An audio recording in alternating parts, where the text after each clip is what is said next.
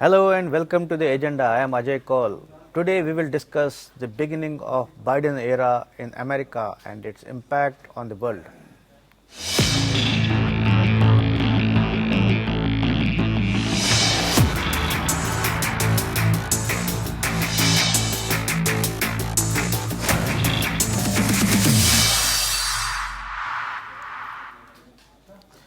The Biden era has begun in the US and the entire world is watching what policies president of the most powerful country in the world adopts.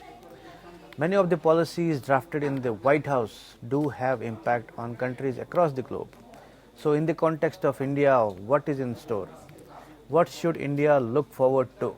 We will discuss such questions in today's episode of the agenda. We have with us two former diplomats, Ambassador Dr. Deepak Vora and Ambassador Anil Trigunayat. But before we begin our conversation, let's have a look at this small report. The Donald Trump era is over in the US and the Joe Biden era has begun. Biden has taken over as the US president amidst the unprecedented challenges facing his country and the world at large. The most pressing challenge is the continuing coronavirus pandemic, which has taken a huge toll on humans, as well as there are also geostrategic matters posing a challenge to the US, especially the growing aggressiveness and assertiveness of China, which aspires to overthrow America from the position of the most powerful nation. Since the US is the most powerful country in the world, its policies impact countries around the world. That is why all nations across the globe are watching closely as to what policies the Biden administration will adopt that could impact them.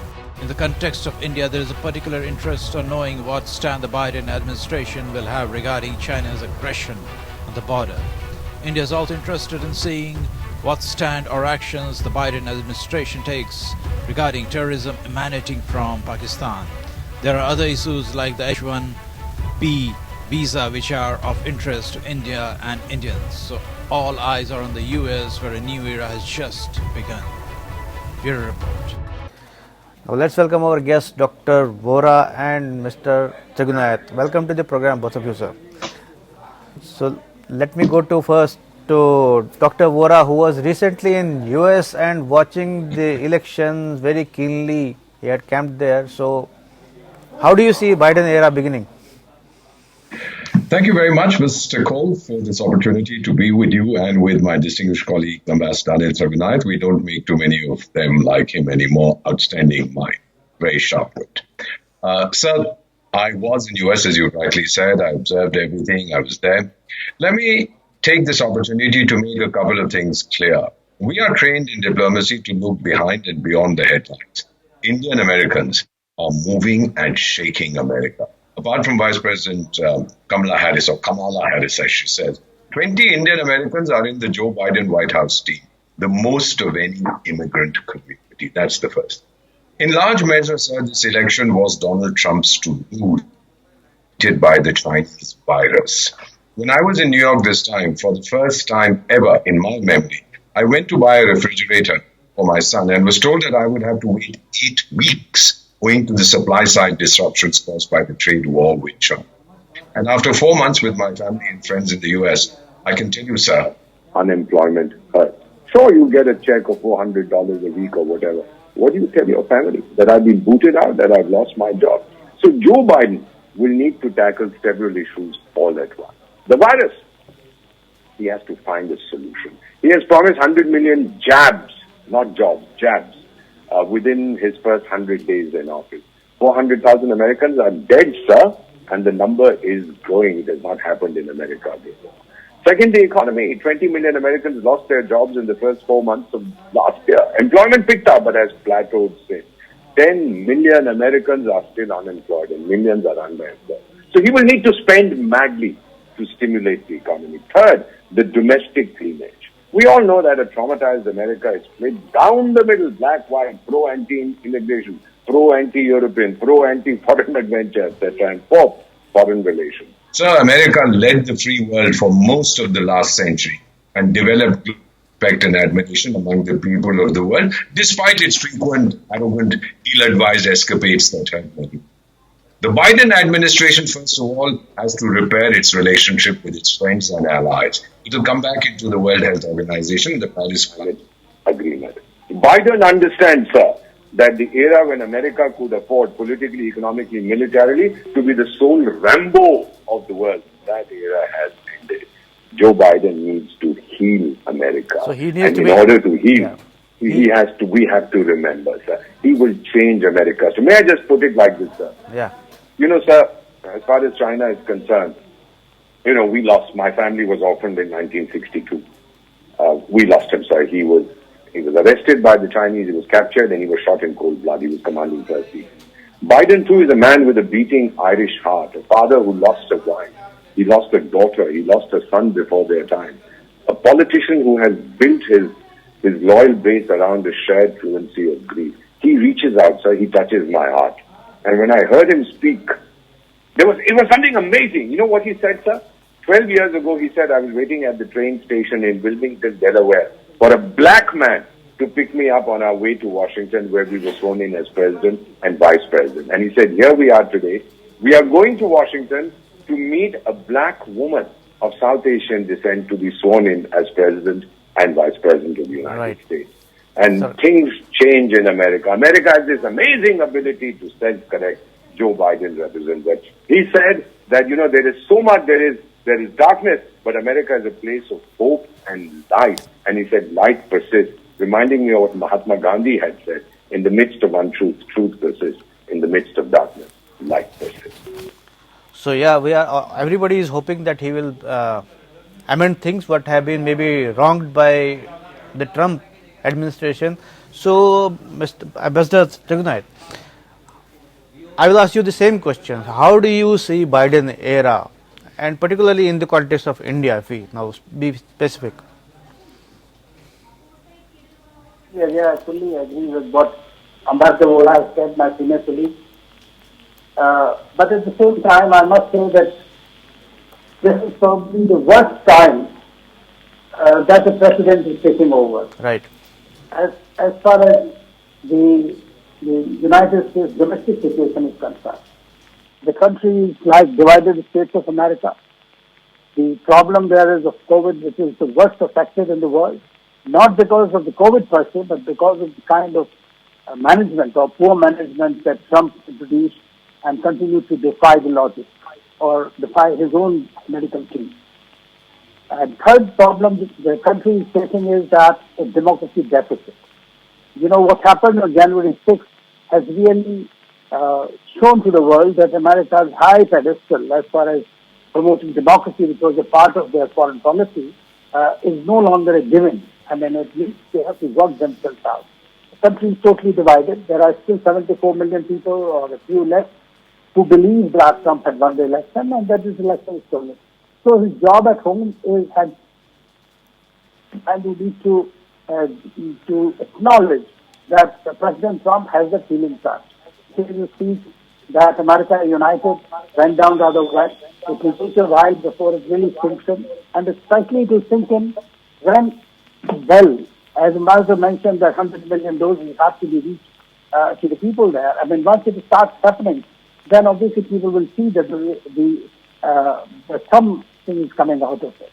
But he signed these 15 executive orders today, and that was something very important. You must see that several of these are very, very important, like returning to the climate change, which is extremely important. It cannot wait.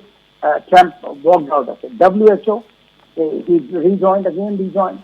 He has signed several others to allow the people from Muslim community from 13 countries who were banned by Trump to come back. He has tried to hold the wall. I mean, all those kind of things are very important. As far as India is concerned, let me just say one word. I mean, of course, there are nuances in the relationship. It will always be something to worry about, something to discuss.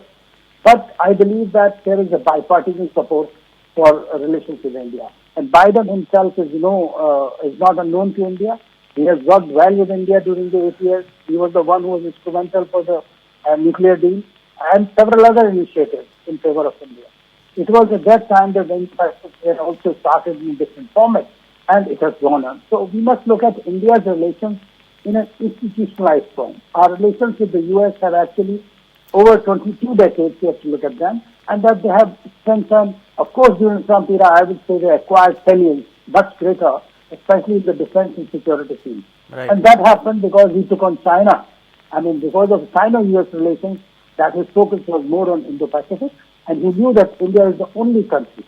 And I'm not saying that it has to be out of benevolence, because India is the biggest market today, the most thriving economy, an economy that will come out. It's the third largest economy. It is one of the largest importers of the arms ammunition. So it directly benefits the industry in the U.S. from California to Connecticut. So that is what is extremely important. Right. Without India, they cannot hope to take on China in any way, although it is not a military alliance or something. But at the same time, I think the relationship has deepened. It has acquired the right kind of heft. At the moment, it is truly a comprehensive strategic partnership. Ambassador, that is the question. In fact, I want to ask that whether I will ask Ambassador Vora whether Biden will be keen on taking on China, because Trump was out and out on taking on China. So will Biden be as hard or rather soft? So it's very clear, one thing, that in democracies like India and China, while personality, like India and the United States, I beg your pardon, China is not a democracy, it's the exact opposite. While personalities do matter, ultimately it is policies that decide. And the momentum, once it has built up, is very difficult to reverse. So the momentum, the anti-China momentum... he may not revert, but he may scale down. He may scale down. No, I doubt it very much, and I'll tell you why, sir. For many, many years after 9/11 particularly, the number one public enemy in the United States was Islam and Islamic terrorism. Today it is China and anything to do with China. We started banning the apps. The Americans did it. He has gone far ahead. And he's done a lot. Let me, as far as India-America relations are concerned, Mr. Kaul, may I begin with a little story? I love telling stories. In 1781, this British fellow surrendered to George Washington in a place called Yorktown, leading to America's full independence. 5 years later, he became Governor General of India and laid the foundation of British rule in India. This fellow's name was Charles Cornwallis. Now, there has been a very rocky relationship between India and the United States over the years. We felt that they were unnecessarily a big bully and arrogant. They said, after Soviet Union ke chamche hain. Right. When the Soviet Union collapsed, we began to take a fresh look at each other. And in the last 20 years, it's a relationship that is probably reaching its natural potential. Now Russia is saying that India is chamcha of USA. Well, that they can say what they feel like, but they know that we are chamchas of each other. Right. After all, don't remember, sir. Don't forget, it was only a year and some months ago in September 2019 that your Prime Minister, the present Prime Minister, gave a $1 billion soft loan to Russia for the development of its Far East. May I just say that the best definition of the new US-India relationship is the catch line of the old Virginia Slim cigarettes advertisement for women in the 1970s. It showed a woman smoking a cigarette and it said, "You've come a long way, baby." And I will respond to that to all Americans who prefer free and democratic India over a repressive and murderous China. I respond with another catch line from a mid-1990s Indian Pepsi advertisement. Yahi hai right choice, baby. Right. So, Ambassador Trignayat, as you talked about India-US relations, so it's not purely India-US relations because we have other factors which are, causing irritation to India or maybe hurting our interests. Like, if you talk about terrorism emanating from Pakistan, so now everybody is watching how the Biden administration will deal with it. We have been over decades waiting that USA will come hard on Pakistan on this issue. How do you see Biden era administration approach? Again, just coming back to your previous question about China. Yeah. I mean, the taste of the pudding is in eating, frankly. Right. Now, only last week, 2 days ago or 3 days ago, when the Senate hearing for Anthony Blinken was going on, if you remember, in that hearing, they talked about various issues that are going to come up. And there he clearly mentioned that China is a threat. And that is something that they said, and they are going to work along with other countries. Now, this is true that it will not be exactly in the same way as Trump used to, very blunt, or either you are with me or nowhere. But Trump also, if you remember, and not only used to maintain that he's not the war. Before going, he said that I am the only president in decades who has not waged no new war. Right? So that is something with him. He was trying to have the maximum pressure tactics. So China, they are working on Tibet, they are working on Xinjiang, they are working on Taiwan. They have appointed an India-Pacific coordinator with his senior diplomat to be in charge of that. So the focus remains on China. That is Trump era. I mean, Trump administration was working on Tibet, Uyghurs, and other things. I'm talking about Biden now. These are Biden's initiatives. No, we have to see that first, whether they will continue. He has already, he has appointed this ambassador, Campbell. He is one who's in charge for Indo-Pacific. So that means now he created a cabinet level post to look after Indo-Pacific. As far as the US policy is concerned, it's very simple. Secondly, about China, they have already issued statements on Xinjiang today. If you see the press secretary when she spoke, then Tibet, they are talking about. So all these things are going to continue. There is not going to be a great change as far as their policy is concerned. It would be a style that will change because he is a professional. Both Biden, he has worked on the foreign policy for decades. He understands the dynamics. Now, as far as Pakistan is concerned, or terrorism is concerned, you will recall that until 9/11 happened, the world did not take India's complaints about terrorism seriously. Right. It was only at 9/11 when the USA started realizing, and since then they have been continuing to fight against it. They have used Pakistan in the Afghanistan context, and Pakistan has managed that rather well to implement that extent. But it is also true that even though Biden or some of his colleagues might go a little soft on Pakistan, but they cannot go back to the 2008 or 2011 time. This time has changed so much because today China's pocket. So the whole global dynamic is changing, the regional dynamic is changing, and therefore Pakistan will remain a challenge. Of course, they will continue to pressure Pakistan as far as the terrorism is concerned, because that is their stated policy, it directly affects the United States. And with India, the relationship has reached to a very different level altogether, that I believe that there is no comparison with it. Okay, Ambassador Vora, I want to ask you the same question about how the Biden administration will deal with Pakistan. Their new defense secretary or secretary of defense has already said that Pakistan has done a lot on dealing with terrorism, but although it needs to do more, particularly on Lashkar and other things, other groups. What do you say? I would focus on the needs to do more. Pakistan has been trying to sell the narrative whenever the FATF, Financial Action Task Force, comes down hard on them, or they're afraid they might be blacklisted, moved down from the grey list. Then they pretend that they have got hold of a fellow called whatever that character's name is, Hafiz Saeed and the other fellow, and then and Masood Azhar, and say they are in jail. Actually, they are in the presidential suite in the Hilton Hotel in Islamabad. So that's a different issue. One thing to remember, sir, when I mentioned that it is difficult to reverse the momentum of policies and ideas that have developed. During the Cold War, remember, sir, no resident of the White House or the Kremlin could change things. Till a fellow called Mikhail Gorbachev came along and decided on new policies, Glasnost, Perestroika, not to break the Soviet Union, but to resurrect Soviet strength. He said, "Hamari jo economic strength ki aap baat karte ho, khokli hai. Let's see if we can build it again." And we all know what happened. So in human relations, as in international affairs, equals are never partners. They are rivals, especially when ideologies and self-perceptions differ.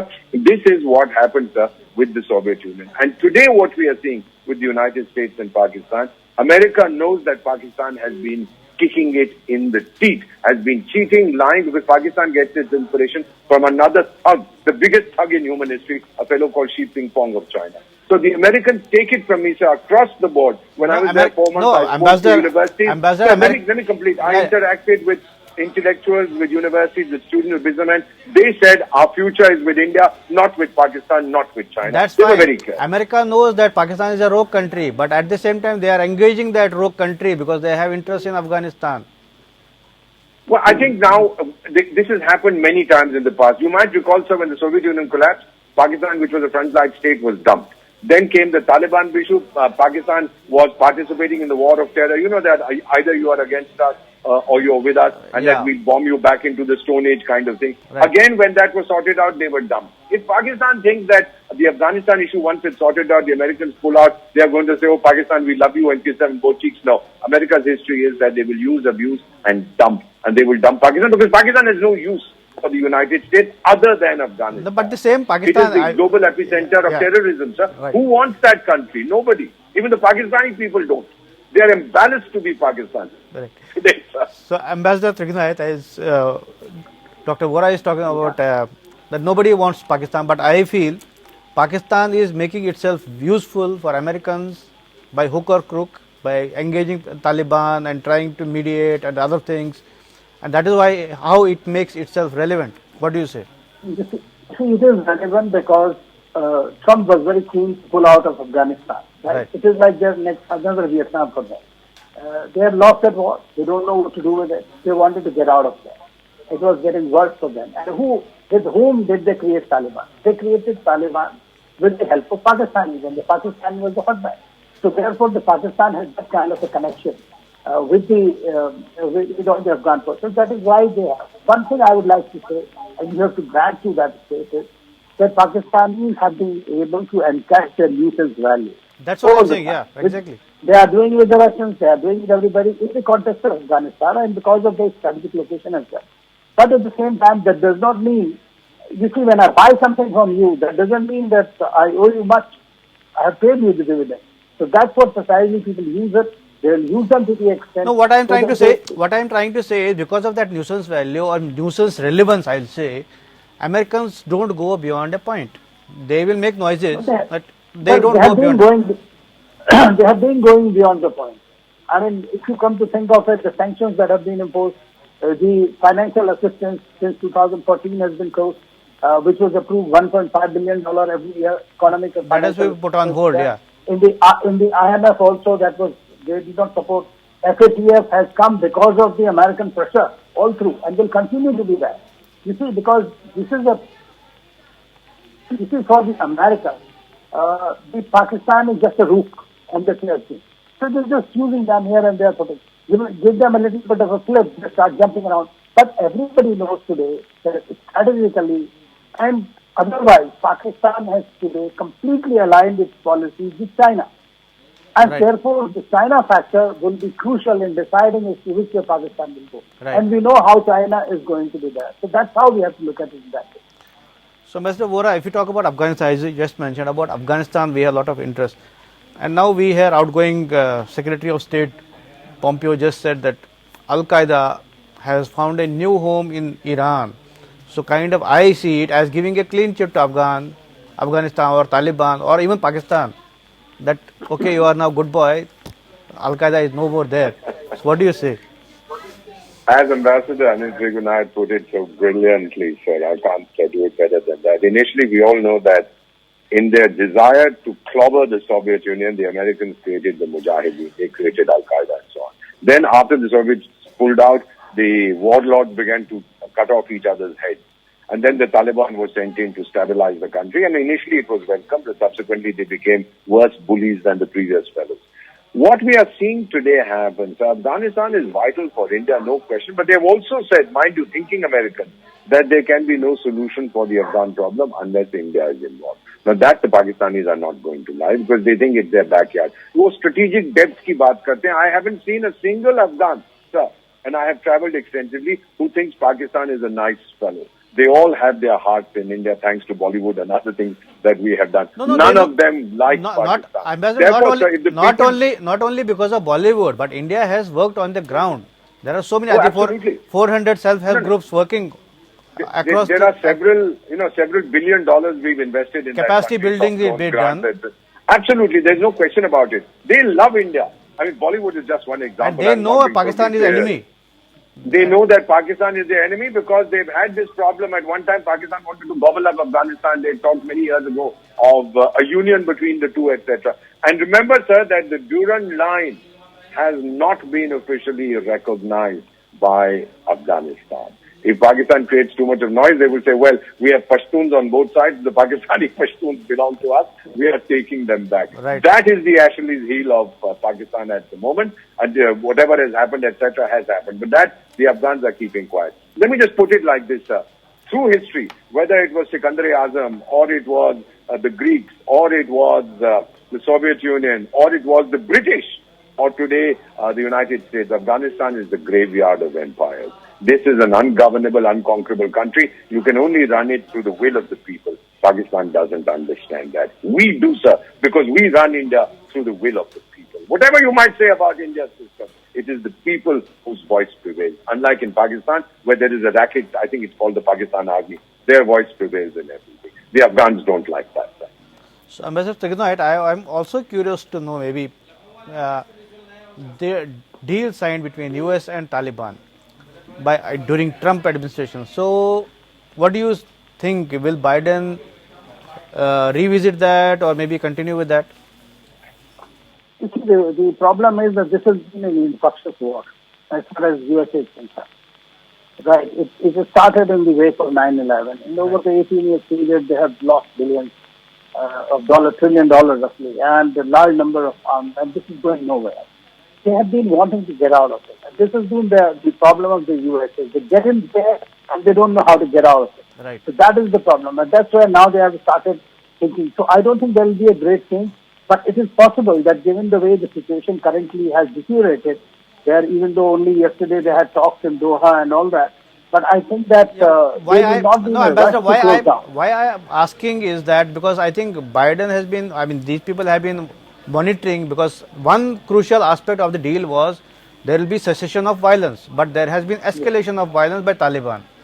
So will that be a factor to revisit? That's what I'm asking. No, I think this is what I'm saying, that they will not be in a rush to immediately get out of there. This is what my feeling is. Of course, no statement has come from the US. Only Anthony Blinken said that during his hearing, he said something to that effect, that we will have a look at it as to how this is going to play out eventually. But whether the Americans will have the appetite at this stage to increase their forces back into the region, I doubt very much.